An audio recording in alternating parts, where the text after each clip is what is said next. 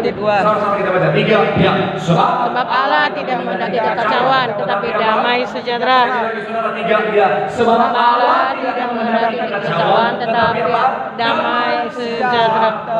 Semoga saudara-saudara khotbah khotbah 2 minggu lalu saudara di sebuah cabang SCD saudara. Iya. Tapi waktu itu saudara jujur ada banyak orang yang sangat diberkati saudara. Kalau SCD tengah minggu diberkati, saya punya harapan supaya Betos malam juga diberkati itu. Amin. Apa ini saudara? Kalau bicara tentang begini saudara, bahwa dalam kehidupan setiap kita tuh punya keinginan bahwa hidup kita rapi saudara, hidup kita tertata dengan baik saudara. Contoh sederhana dalam hal keuangan, kita punya harapan bahwa semuanya tertata dengan baik, semuanya teratur dengan baik. Dalam hal jadwal misalnya, dalam hal pekerjaan misalnya, dalam hal bisnis saudara, saya percaya setiap kita punya harapan bahwa apa? Oh, semuanya tertata dengan baik, semuanya teratur dengan rapi saudara. Dan bahkan contoh sederhana dalam konteks rumah misalnya tempat kita tinggal, saya percaya normalnya orang itu mau supaya apa? Tempat tinggalnya atau rumahnya itu saudara dalam keadaan rapi, dalam keadaan tertata dengan rapi.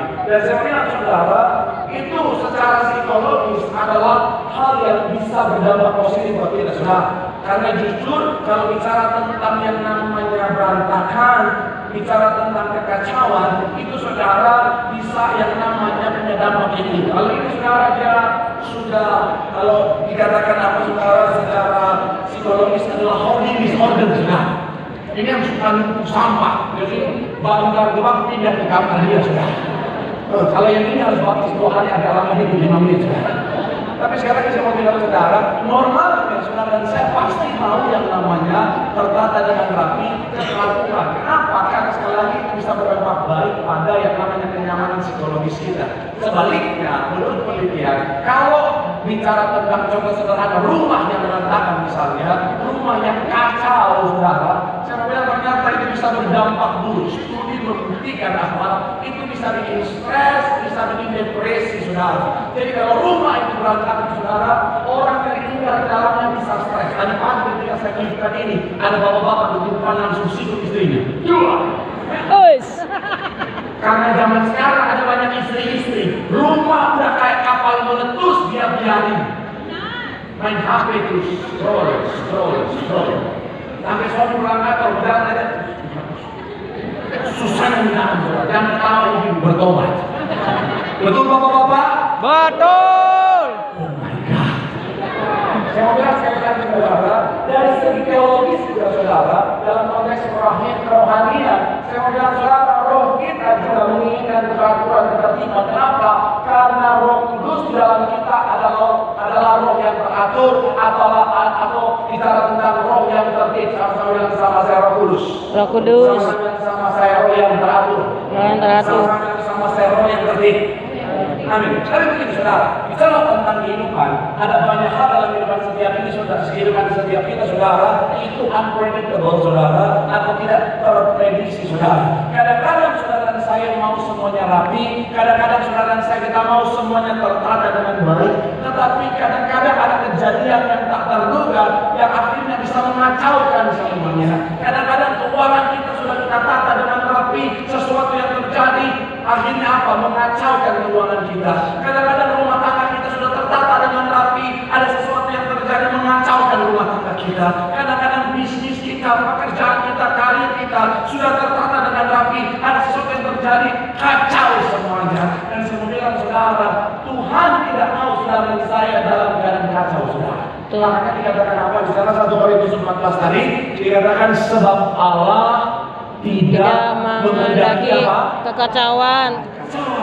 Karena kekacauan itu bisa berdampak buruk saudara. Orang kalau kacau gampang terdistraksi, orang kalau kacau bisa membuat dia keluar dari jalan Tuhan. Orang kalau dalam kacau, iblis akhirnya apa? Bisa memanfaatkan keadaan itu sehingga seseorang bisa hilang rancangan Tuhan yang indah dalam kehidupannya. Makanya firman Tuhan itu memberikan kita kunci untuk mengatasi yang namanya kekacauan. Dan itu bersama-sama kita akan bahas dalam judul hari ini saudara, kunci mengatasi kekacauan. Sama-sama bilang sama saya kunci. Sama-sama bilang sama saya mengatasi kekacauan. Amin. Doa saya melalui firman Tuhan hari ini, kekacauan apapun yang sedang terjadi dalam kehidupanmu bersama dengan kemenangan menjadi bagian dalam hidup. Tepuk tangan dulu yang paling meriah buat Tuhan. Haleluya. So, apa kunci mengatasi kekacauan menurut firman Tuhan? Yang pertama adalah temukan akar kekacauan. Sama-sama bilang sama, saya temukan akarnya. Sama-sama bilang sama, saya temukan sumbernya. Amin. Yakobus 3 ayat 16 sama-sama. Yakobus 3 ayatnya yang ke-16. Yuk, yang sudah di sana boleh bilang aku diberkati Tuhan. 3 ya. Sebab Di mana iri hati mementingkan diri sendiri, di situ ada apa? kekacauan dan segala macam perbuatan jahat. Sekali lagi dikatakan apa? Sebab di mana ada Iri hati mementingkan diri sendiri, di situ ada kekacauan dan segala macam perbuatan jahat. Saudara perhatikan, kekacauan itu terjadi akarnya adalah iri hati dan mementingkan diri sendiri. Jadi ayat ini saudara menjelaskan bagi setiap kita bahwa segala sesuatu yang namanya kekacauan ada akarnya. Dan supaya saudara dan saya bisa mengatasi yang namanya kekacauan itu, yang pertama kali harus kita lakukan adalah temukan akarnya, temukan sumbernya. Sama-sama bilang sekali lagi sama saya, temukan akarnya. Temukan akarnya, Sama saya temukan sumbernya. temukan sumbernya. Kenapa ini penting? Karena begini saudara, respon akan sangat menentukan hasil, tetapi responnya benar akan sangat menentukan oleh diagnosa yang benar. Artinya begini saudara, urutannya, jadi bicara tentang hasil itu ditentukan oleh respon. Respon ini ditentukan dari apa? Pengetahuan kita akan sumber atau akarnya. Kalau misalnya sumbernya salah, kalau misalnya akarnya salah, responnya bisa salah, hasilnya bisa keliru saudara. Contoh sederhana, dulu saya pernah dikerjain sama papi saya. Karena dulu saya STM, ya. Nama Bogor Utara, tapi saya dulu STM saudara. Hah? Dilan kalau ketemu saya cium tangan itu saudara. Au. Jadi waktu itu saudara, papi saya tahu saya STM saudara, otomotif jurusannya. Kemudian papi saya isengin saya, dia parkir mobil depan rumah, terus dia bilang tolong bantuin itu mobil mogok di depan. Saya dengan semangat anak STM yang baru belajar langsung di depan. Saya bongkar, saya cari mesin semuanya, saya cari. Orang saya udah doain itu mobil, nggak nyala-nyala saudara. Kenapa? Karena saya nggak tahu sumber masalahnya di mana. Ternyata sumber masalahnya adalah anak papi saya cabut Kunci. kakinya saudara. Betul. Semangat ya. Oh, tapi kalau nonton cepat bertobat. Karena sumbernya tidak ketemu, akhirnya apa? Semua responnya jadi salah. Respon yang salah tidak menghasilkan hasil yang tepat. Dalam kehidupan kita juga sama. Seringkali saudara, kekacauan itu terjadi, respon kita salah, tidak akhirnya bisa kita solve kekacauan itu karena kita nggak pernah tahu sumber sesungguhnya dari mana. Tapi kalau kita tahu sumber sesungguhnya, kita akan merespon dengan benar. Makanya pastikan sekali lagi sama-sama bilang sama saya, temukan akarnya. Temukan akarnya, Sama saya, temukan sumbernya. temukan sumbernya. Amin. Karena seringkali saudara, kalau kita sekali lagi nggak temukan akarnya, bagaimana kita bisa meresponi?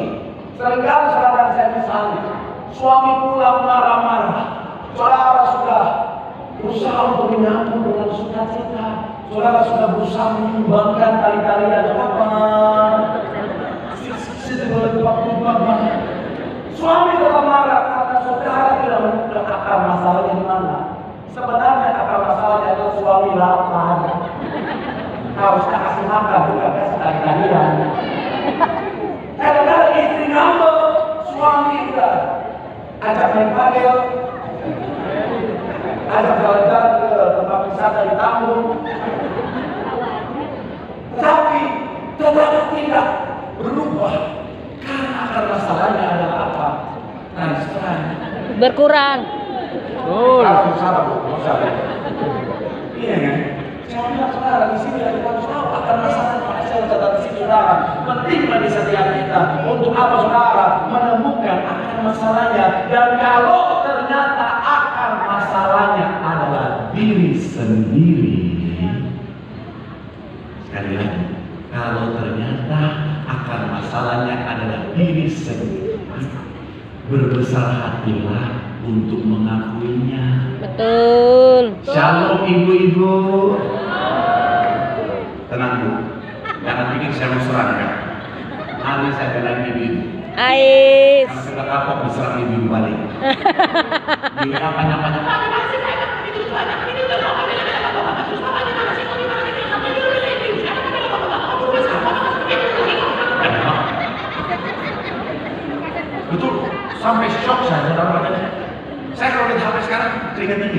Saya bilang ya, shalom ibu-ibu. Ada banyak ibu-ibu membawa apa ini sekarang sumber kekacauan dalam rumah tangganya. Ternyata ada dirinya sendiri, tapi sayangnya dia tidak mau mengakuinya. Betul. Jadi ketika dia sadar bahwa dia yang salah, bukan yang minta maaf sama suami, tapi dia mengembalikan keadaan berkata, tapi papa sih yang salah. Dan harus suaminya datang bilang, iya deh, papa minta maaf ya. Dan ketawa bertobat itu. Betul bapak-bapak? Betul. Saya pikir sesian sebelumnya ternyata banyak pelakunya di sini. Saya mau bilang ya, Bu, kalau salah akuilah. Ada banyak orang zaman sekarang yang udah salah, udah kalah argumen. Dia udah tahu, sudah terbukti secara sah di Mahkamah Konstitusi bahwa dia bersalah. Nggak mau mengakui kadang-kadang orang bilang, akhirnya suaminya, iya deh papa yang salah. Karena ada. Dia mau bilang, Bu, kasihan suami, betul bapak-bapak? Betul. Iya. Kan ada Tenang, pasal. sabar. Saya tadi diintervensi. Bapak-bapak sekarang, saya ada. Duh. Shalom bapak-bapak. Shalom. Berkurang suaranya.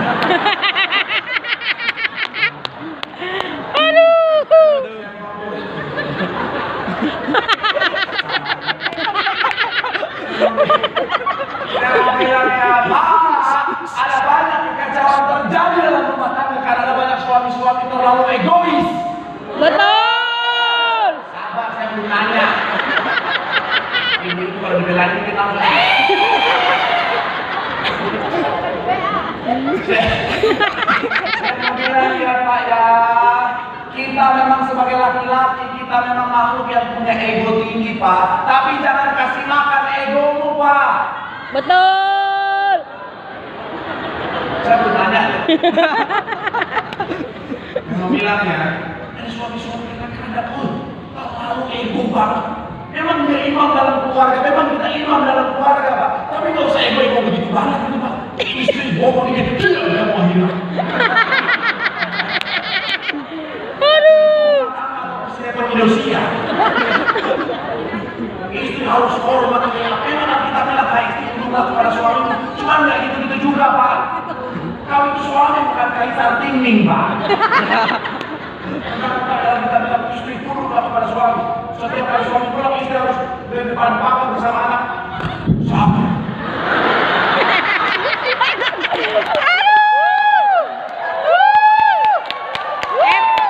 Keren Pak. Betul para wanita. Betul. Adil ya. Adil. Aman Pak, aman. Aman nggak Pak? Aman. Saya udah kayak pas panas. Tapi di luar Pak. Shalom anak muda. Shalom. Ini karena anak muda saya khusus bahas ini ya. Apa Pak? Ada kekacauan dalam hubungan percintaanmu. Asik. Asik. Hihi. Mau saya ikutan.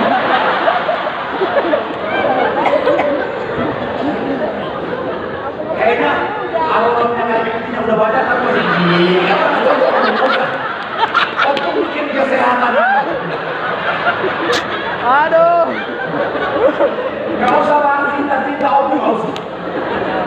Karena Om kalau ketemu dengan teman-teman udah bukan bahas itu coba lemak, udah bukan. Gimana kolesterol tinggi ya, asam urat.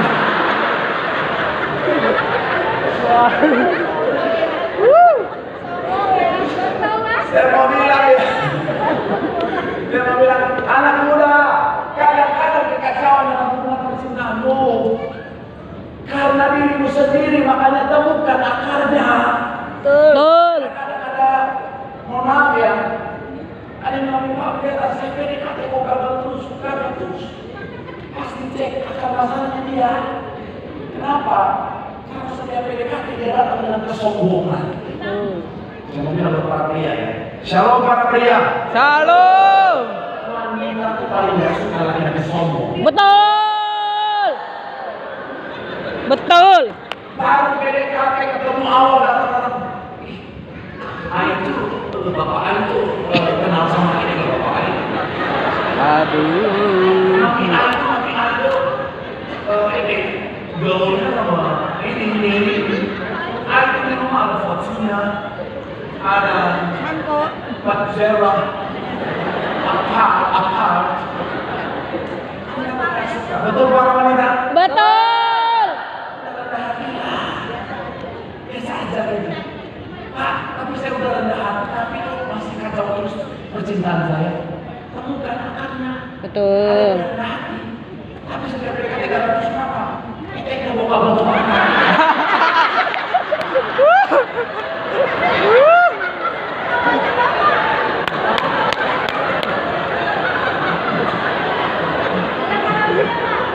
Pendeta lain nggak ada ngajarin saya doang, nggak ada kerjaan saya peduli sama sekali. Makasih. Sekalipun wajahmu ganteng, tapi kalau ketek itu kabel kebakar. Beda kalau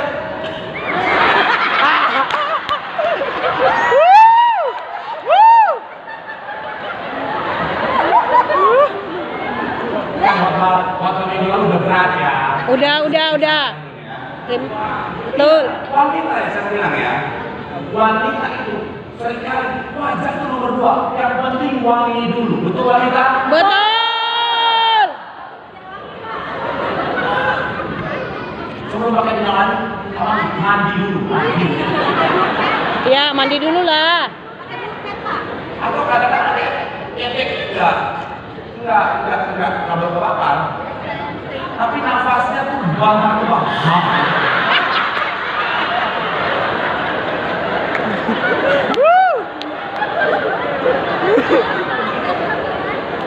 Setiap dia ngomong shalom, nggak nusuk di hidung, nodok di mata gitu.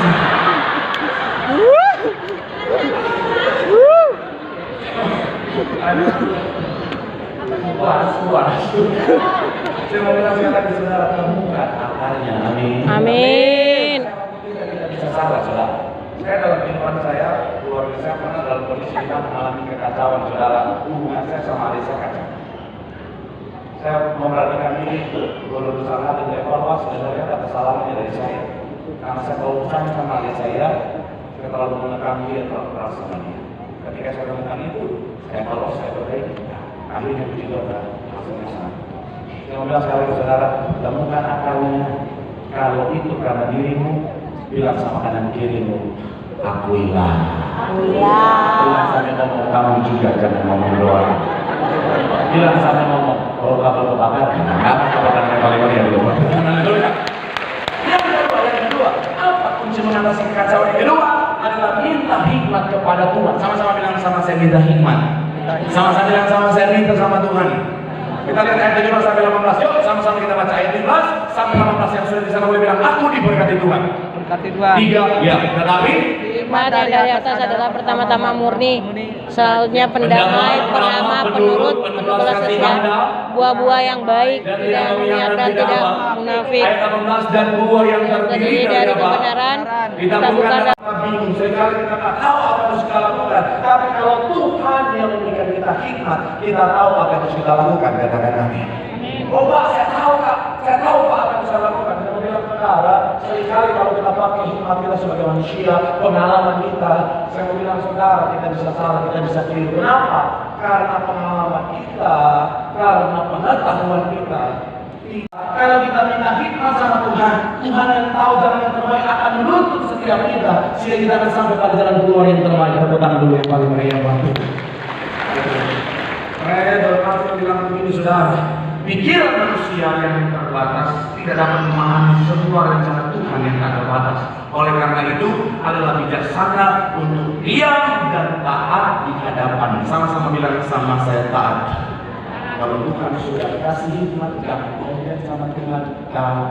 Betul. Karena gini, ada banyak orang ketika Tuhan sudah kasih hikmat, Tuhan sudah kasih tahu apa yang sudah lakukan, dia malah argumen sama Tuhan. Ketika kekacauan dalam rumah tangga Tuhan kasih hikmat, lepaskan pengampunan kepada suamimu. Tak segampang itu. Masa aku harus mengampuni laki-laki macam itu Tuhan?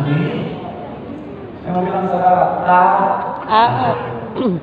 Ada banyak orang kadang-kadang saudara kacau dalam keuangannya gara-gara dia borosnya minta ampun. Gaji 5 juta, gaya hidup 12 juta. 7 juta dari mana? Biar Tuhan yang siapkan. Mereka datang,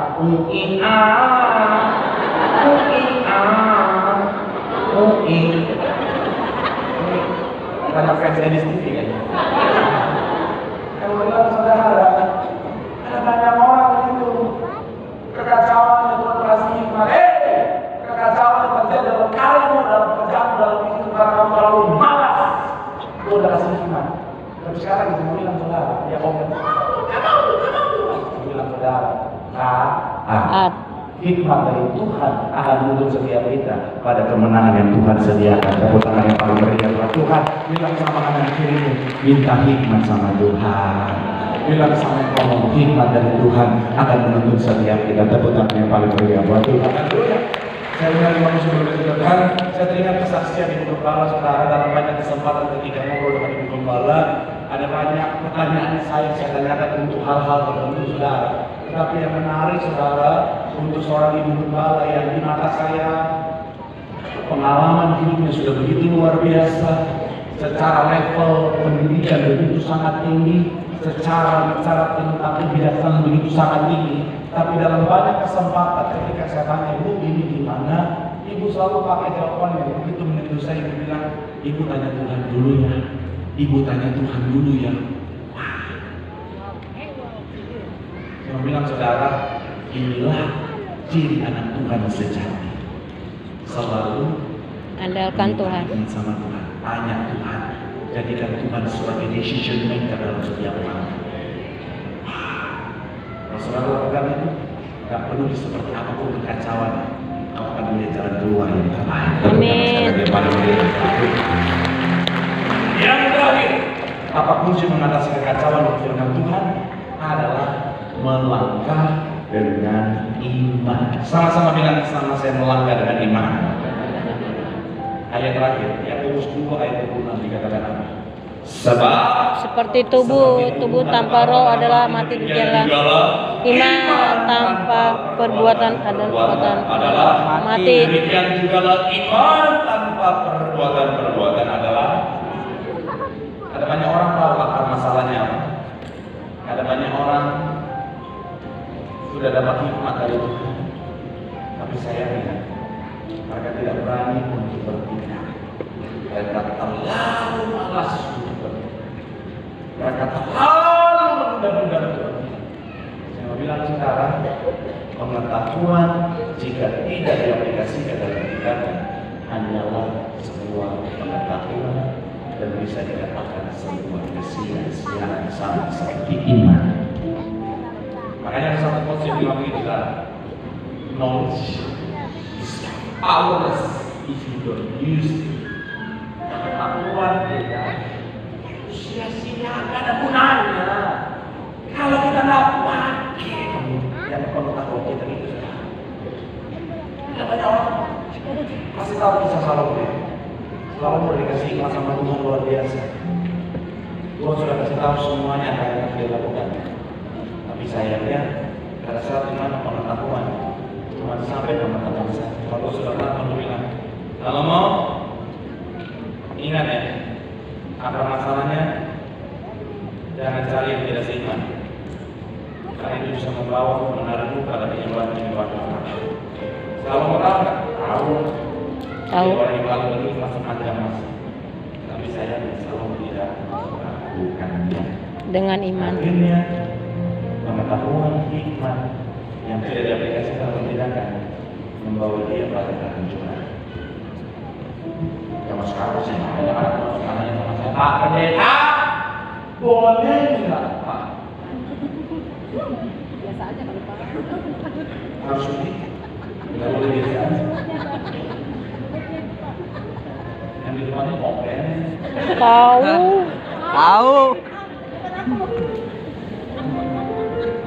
Oh, minggu depan, bagian depan siapkan makan.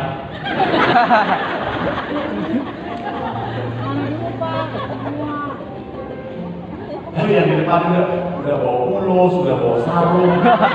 Ini gereja apa berkemah sih?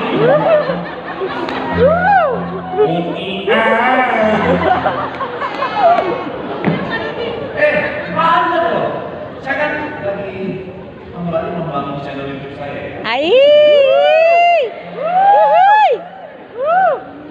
Yang belum subscribe, Udah subscribe.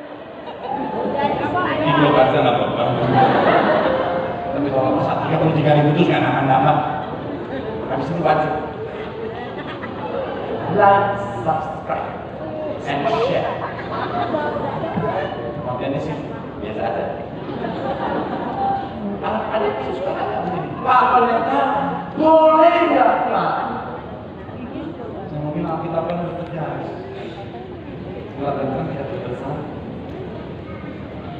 Kan banyaknya kecewa kan Pak, tanam Pak. Menurut saudara orang yang nanya itu tahu nggak? Kalau nggak boleh. Tahu. Cuma mereka suka nanya terus. Udah belasan tahun sebelum pendeta masih ya.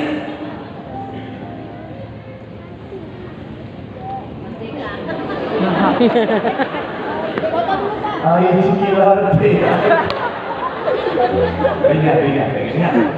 Soalnya kalau saya beli rokok di sebelah sudah di sebelah mungkin kasih ada belum?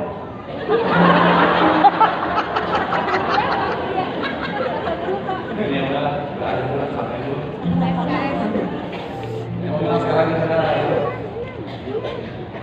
Ternyata ada banyak orang dia udah tahu nggak boleh. Tapi dia nanya karena dia berharap pendetanya hilang dan berkata, boleh adikku. Saya mau bilang ya, tak segampang itu terus. Yes.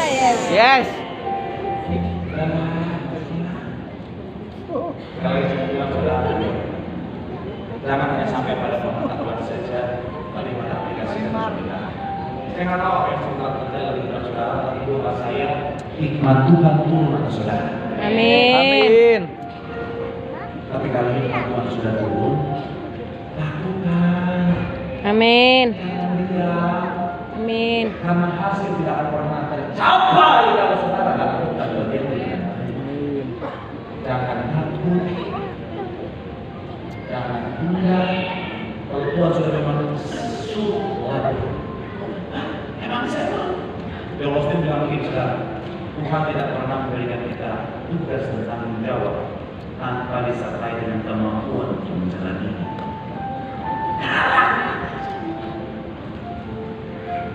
Tapi mungkin ada pertanyaan begini, Pak, saya udah lakukan tapi itu gagal ya. Saya udah lakukan tapi masih kacau ya Pak. Saya udah lakukan tapi masih dalam kondisi tidak berubah ya Pak. Jangan menyerah. Lakukan lagi, lakukan lagi, lakukan lagi. Sampai kapan? Sampai kau lihat kemenangan itu jadi bagian dari hidup. Amin. Ini kata yang muncul ketika saya mendengar itu saudara.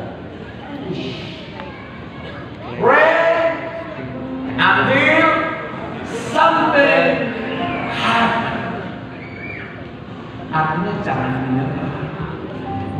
Karena saya selalu bilang menyerah cuma buat mereka yang tak punya Tuhan. Selama kita sadar kita punya Tuhan, kita punya yang namanya pengharapan. Yes.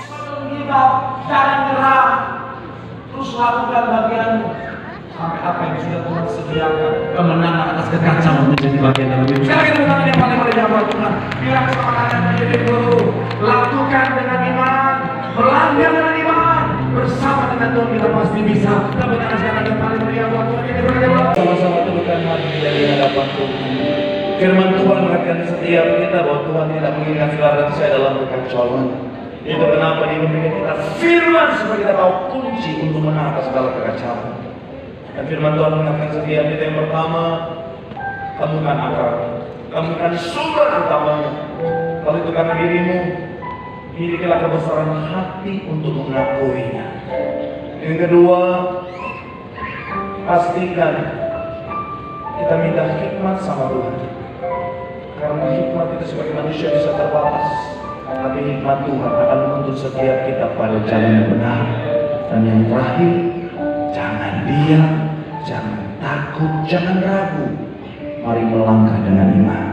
Lakukan bagian terus sampai kau melihat kemenangan atas keadaan menjadi bagian dalam hidupmu. Sambil doa di hadapan Tuhan, sambil angkat tanganmu di hadapan Tuhan, doa di hadapan Tuhan.